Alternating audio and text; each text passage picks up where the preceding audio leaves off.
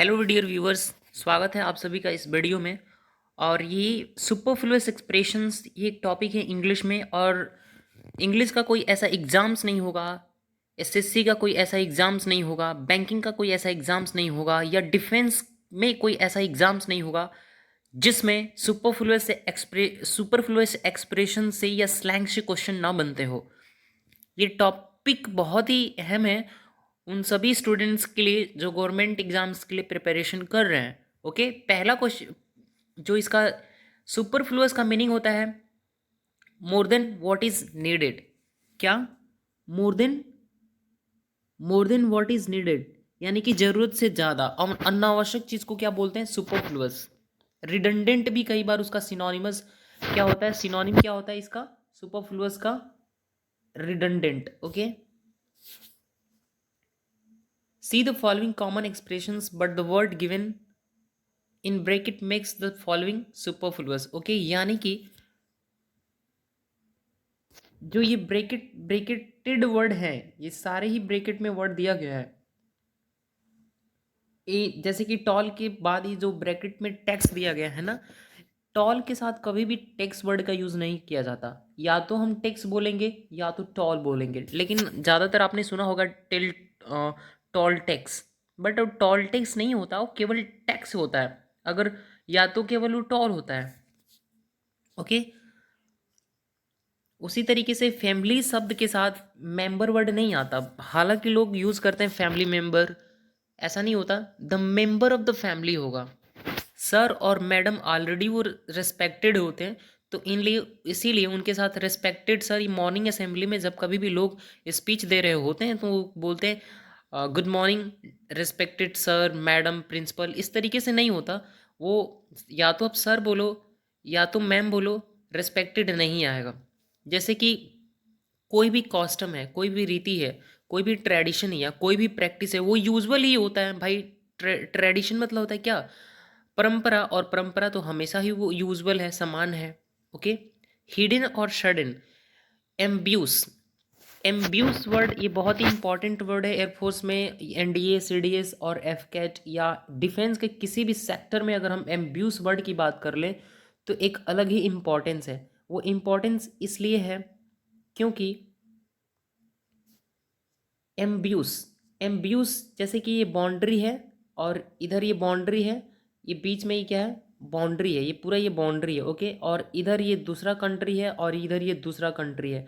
तो जब मान लो ये this is Pakistan and this is India, जब पाकिस्तान के मिलिटेंट यानी कि मिलिटेंट फोर्स इस बाउंड्री को क्रॉस करके और इंडिया में प्रवेश करेंगे, तो जो इंडियन सैनिक होंगे, जो भारतीय सेना होगा, उन इन पाकिस्तान से आए हुए जो मिलिटेंट फोर्स होंगे ना, मिलिटेंट फोर्स होंगे उन पर, यानी कि ये मिलिटेंट फोर्स है, ये मिलिटेंट क्या है? फोर्स है। तो ये इंडिया भारतीय सैनिक इस पे छुप कर और घात लगाकर इस शत्रु पे वार के लिए छुपा हुआ होगा। तो उस पर्टिकुलर कॉन्टेक्स्ट में आता है क्या? एम्ब्यूस। आई होप कि आपको बहुत ही अच्छे से क्लियर हुआ होगा ये वर्ड।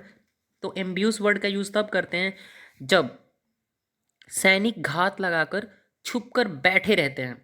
ओके, तो जब छुपकर बैठना का ही अर्थ देता है एम्ब्यूस, इसीलिए इसके साथ सडन या हिडन वर्ड का यूज़ नहीं करते हैं।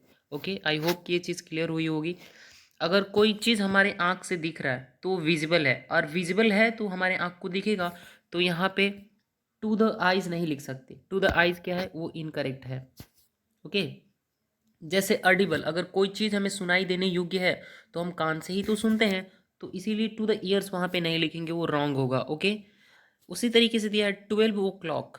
अब हम 12 o'clock के साथ नून या मिडनाइट शब्द का यूज 1 मिनट 1 मिनट 1 मिनट, अगर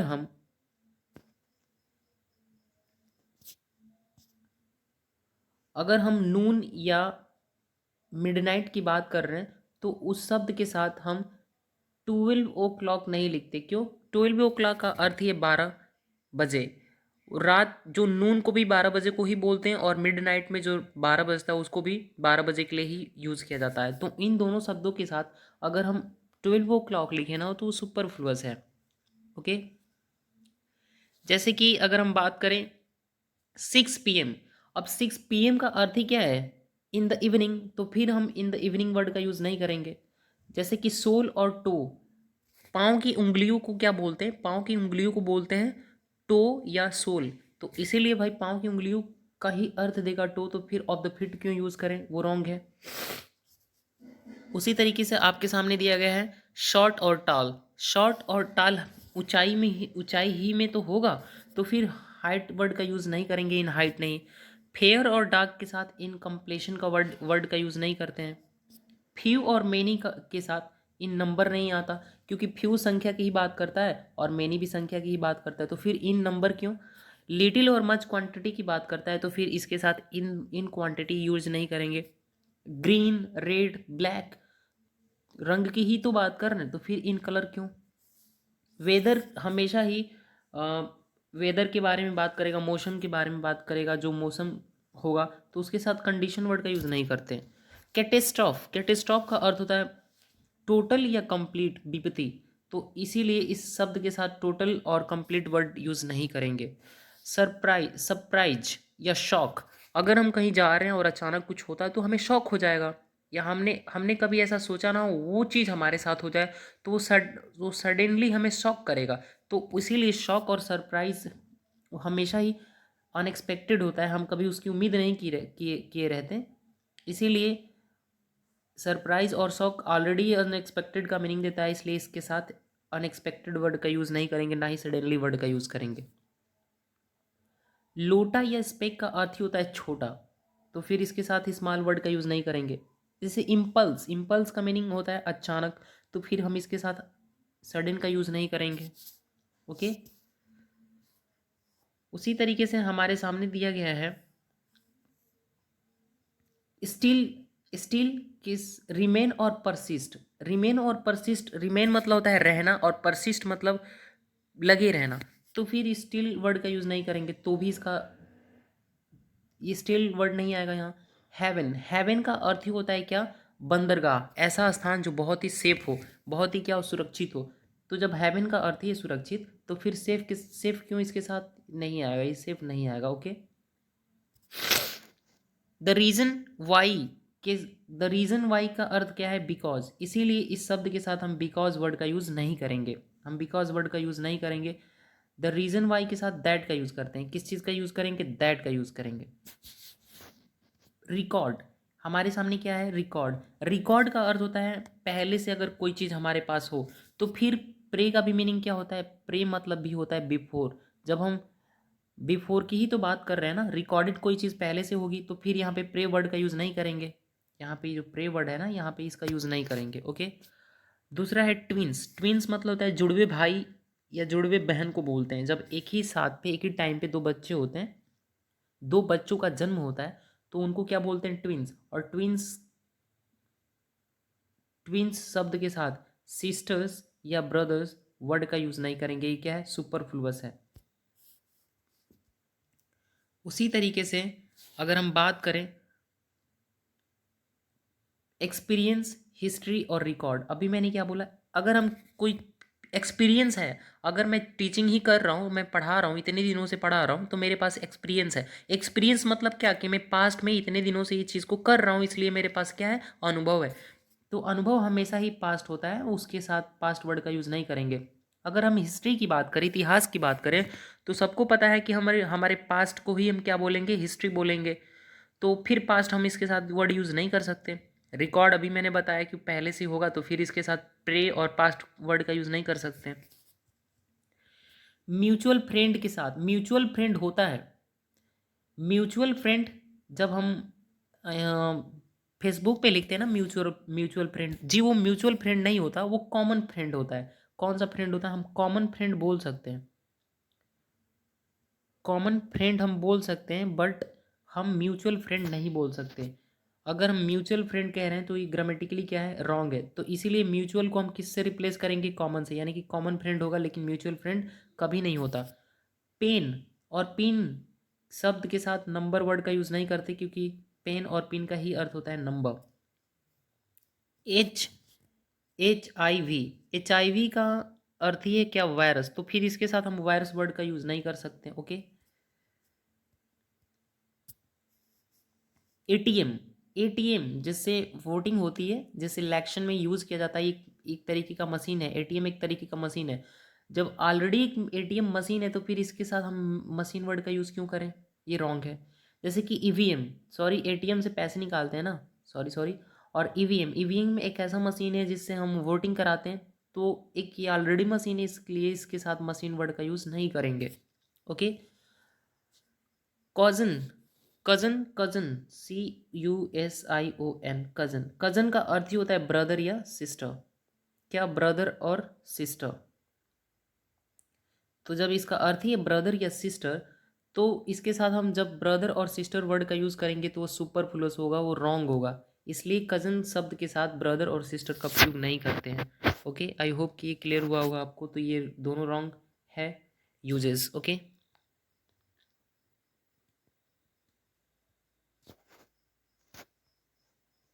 34।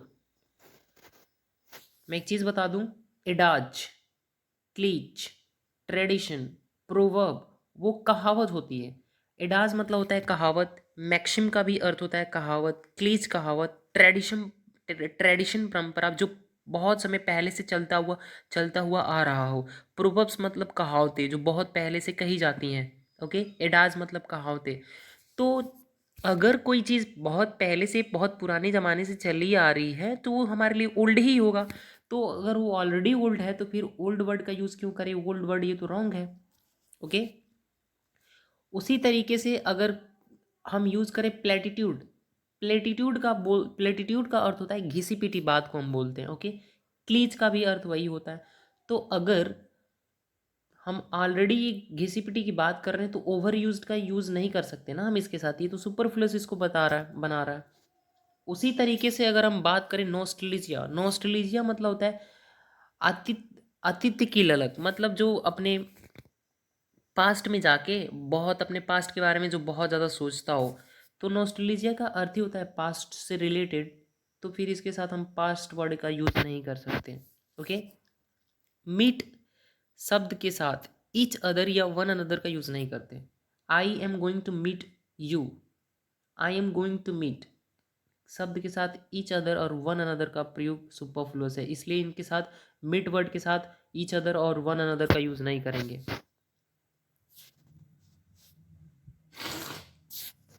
मिक्स अब्लिक ज्वाइन के साथ टुगेदर वर्ड का यूज़ नहीं करते। अगर हम किसी, मान लो यहाँ पे यहाँ पे हमारे साथ आटा दिया है और यहाँ पे हमारे सामने लोटा में जल है। अब हम इसको क्या कर रहे हैं? मिला रहे हैं। तो मिलाना का अर्थ ही होता है एक साथ। तो फिर हम यहाँ पे टुगेदर वर्ड का यूज़ नहीं कर सकते। या ज्वाइन मतलब मैं जा रहा हूँ इस चीज़ को किसी चीज़ को ज्वाइन करने। तो अब मैं अलग हूँ और वो चीज़ अलग है। अब मैं जाऊँगा ज्वाइन करने उस चीज़ के साथ, तो एक साथ ही होगा ना। तो फिर इसके साथ टुगेदर वर्ड का यूज़ नहीं कर सकते। ओके। नेटिव वर्ड का यूज़ तब किया जाता है जैसे मान लीजिए कि कोई व्यक्ति है और उसका मूल निवासी है कहीं का। तो मूल निवासी है, नेटिव का ऑलरेडी अर्थ होता है मूल निवासी। तो फिर ओरिजिनल वर्ड इसके साथ नहीं आ सकता। ओके। रेजिडेंट मतलब निवासी को बोलते हैं। तो इसके साथ फिर रेजिडेंट का अर्थ ही तो है लोकल, लोकल। तो फिर इसके साथ लोकल का यूज़ नहीं करेंगे। ओके। रिस्ट्रोपैक्ट, ये सामने वो हमारा 41 नंबर वर्ड है। रिस्ट्रो, रिस्ट्रोपैक्ट, रिस्ट्रो, ये क्या है? रूट वर्ड है। रिस्ट्रो का अर्थ होता है पास्ट। क्या? रिस्ट्रो का अर्थ होता है पास्ट। ओके। और जो हमारे सामने दिया गया है ये एस्पेक्ट, एस्पेक्ट का अर्थ होता है किसी चीज़ को क्या करना? एग्जामिन करना, देखना। क्या करना? एग्जामिन करना। ओके। तो जब हम अपने भूत भूतकाल में जाकर और चीज़ों को देखने लगते हैं तो वहाँ पे क्या आता है? रिस्ट्रोपैक्ट, यानी कि to think of the past, past के बारे में सोचने लगना। ओके। तो फिर जब हम पास्ट के ही बारे में बात कर रहे हैं भाई, तो फिर रिस्ट्रोपैक्ट के साथ ना पास्ट, मेजर और बिग वर्ड का यूज़ नहीं करेंगे। ओके। एक चीज़ मैं बता दूं, फीट और ब्रेक थ्रू, फीट और ब्रेक थ्रू के साथ हम मेजर और बिग शब्द का यूज़ नहीं करते हैं। ओके। इंस्ट्रोपैक्ट, इन मतलब होता है अंदर। ओके। इन मतलब क्या होता है? इनर, इनर का अर्थ होता है अंदर। और एस्पेक्ट मतलब होता है क्या करना? एग्जामिन करना चीज़ों को, मतलब देखभाल करना उसको। एग्जामिन करना मतलब परीक्षण करना। ओके, एग्जामिन का अर्थ होता है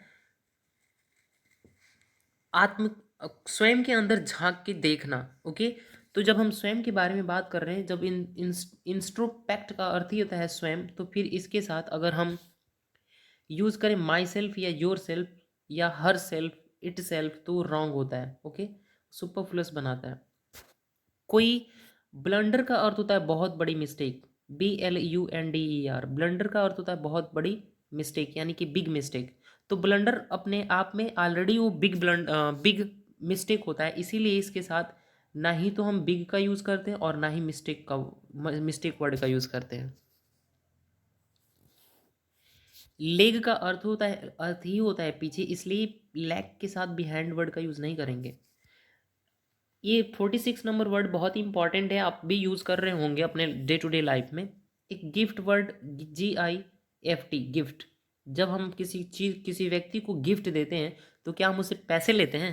नहीं ना, वो तो ऑलरेडी ही फ्री होता है। तो फिर हम उसके साथ फ्री वर्ड यूज़ करें तो रॉन्ग ही है। अनप्लेजेंट शौक, अगर हमें किसी चीज़ को लेके शौक लग रहा है, अगर मान लो हमने एग्ज़ाम में बहुत अच्छा बहुत कड़ी मेहनत करी थी और हमारा मार्क्स क्या है उसके हिसाब से नहीं आया, हमारा मार्क्स सेटिस्फैक्टरी नहीं है, तो हमें क्या करेगा, वो हमारे लिए अनप्लेजेंट होगा। हमारे लिए क्या होगा, अनप्लेजेंट हो जाएगा अगर शौक देगा तो जितनी भी चीज़ें हमें शौक करती हैं वो हमारे लिए अनप्लेजेंट होता है, अखुशद होता है, तो फिर इसके साथ ये अनप्लेजेंट वर्ड का यूज़ सुपरफ्लुअस है। बोल्ड, बोल्ड शब्द के साथ हेडेड वर्ड का यूज़ नहीं करेंगे। ओके, देखो, कंक्लूजन, आउटकम और जजमेंट, वो ऑलरेडी किसी चीज़ का निर्णय है। कंक्लूजन मतलब निष्कर्ष, आउटकम मतलब परिणाम, निष्कर्ष, जजमेंट मतलब भी निष्कर्ष। अगर कोई चीज़ का निष्कर्ष फाइनल होता है, इसलिए कंक्लूजन, आउटकम, जजमेंट शब्द के साथ फाइनल वर्ड का यूज़ कतई नहीं करते। ओके, 50 वर्ड है रिजल्ट। 50 वर्ड है क्या, रिजल्ट। रिजल्ट ऑलरेडी, अगर कोई चीज़ हो रही है तो उसके अंत में जो उस चीज़ का नतीजा होता है ना, उसको इंग्लिश में बोलते हैं रिजल्ट, तो वो ऑलरेडी अंत में आता है, रिजल्ट तो ऑलरेडी अंत में आता है, तो फिर इसके साथ इंड वर्ड का यूज़ क्यों करें, वो रॉन्ग है। ओके, 51 है एबोलिज, इरेडिकेट और अपरूट। एबोलिज मतलब होता है किसी चीज़ को जड़ से समाप्त करना। इरेडिकेट का अर्थ होता है उन्मूलन करना, जैसे कि हमें किसी ऐसे नेता की ज़रूरत है भारत में जो गरीबी को पूरा जड़ से ख़त्म कर दे, यानी कि वो इराडिकेट कर दे उस चीज़ को। हम इराडिकेट हमेशा पॉवर्टी के लिए आता है। ओके, तो इसका अर्थ ही होता है कंप्लीटली, तो फिर इसके साथ कंप्लीटली वर्ड का यूज़ नहीं कर सकते। ओके, अपरूट का मीनिंग होता है किसी चीज़ को जड़ से उखाड़ फेंकना। ओके, तो इसलिए इन तीनों शब्दों के साथ कंप्लीटली वर्ड नहीं जाएगा। पहला है ड्रॉप।